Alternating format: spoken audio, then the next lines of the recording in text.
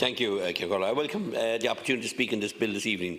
The HSE was established in 2005. In 2013, a directorate governance structure was put in place for the HSE as a temporary measure only until the HSE functions moved elsewhere. Under the health reform programme, this directorate structure has continued for longer than planned. The government says this is because of the complexities of the health reform programme, but I argue it is down to the poor management on the government side of our health service. The Oireachtas Health Committee has recommended in its own Sláintecare report that an independent board for the HSE is to be set up. The Sláintecare report is meant to be a 10-year programme to transform our health and social care services over the next 10 years. Sláintecare report promises our health and our population to prevent illness. Minister, where can you demonstrate to me that this is happening in our society? For example, the Freestyle Libre device, a device for the people with diabetes. I have begged this government to make this device reimbursable to all patients with diabetes. I do welcome that the government has listened to some of what I have asked, and this device has been reimbursed for diabetic patients between the ages of 4 and 21. But this isn't enough. It is estimated that in Ireland over 15,600 people over the age of 80 suffer from diabetes. Minister, if you are serious about promoting the health of our population, you would extend the current reimbursement for the Freestyle Libre service to be included in the long-term illness scheme to all patients with diabetes. Also, Minister, I cannot stand up here tonight without mentioning the battle that children like Eva Barry had to suffer in order to get life-changing medicinal cannabis. Medicinal cannabis has been legalised in over 10 European countries and also in Canada and Australia and in 30 US states. We need to look strongly at legalising medicinal cannabis for sick children and adults to improve the quality of life for those suffering seizures and chronic pain. The battle that Vera Toomey went through to get medicinal cannabis for her daughter Eva was uncalled for. Minister, this mother had enough on her plate without having to fight the state and the Minister for Health.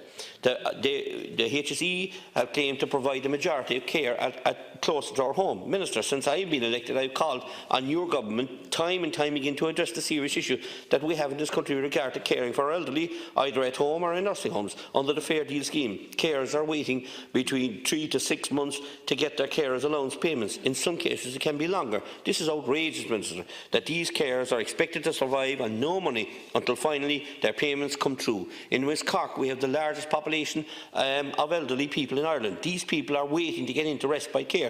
It is as simple as this, Minister. We need extra beds for respite, and respite waiting time needs to be reduced to the basis of need to ability to pay. I, for one, would love to see a system where care is provided on the basis of need. The Minister, in reality, I do not see any resemblance of this in our current health system. I have advocated for years in keeping Bantry General Hospital open.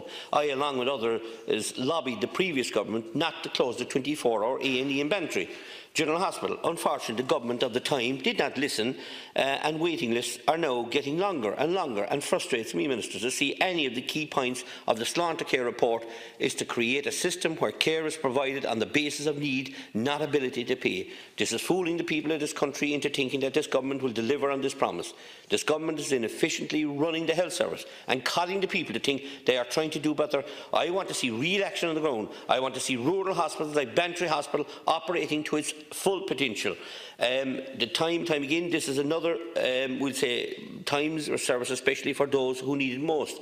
Again, this is another lovely promise, but people can, how can people, this government, look people in the eye and expect people that this will happen? We have been hearing promises like this for donkey years, but again, no real delivery on these promises. In West Cork alone, many people are waiting for cataract operations for up to 5 years. Many of these people are elderly. To date, Deputy Danny Healy-Rae and myself have taken 20 buses for cataract procedures, and as I stand here tonight, I have a list of up to 100 people in my office below there, and I spend most of the day working on it, trying to get cataract operations, hips, knees, every kind of procedure carried out in Northern Ireland.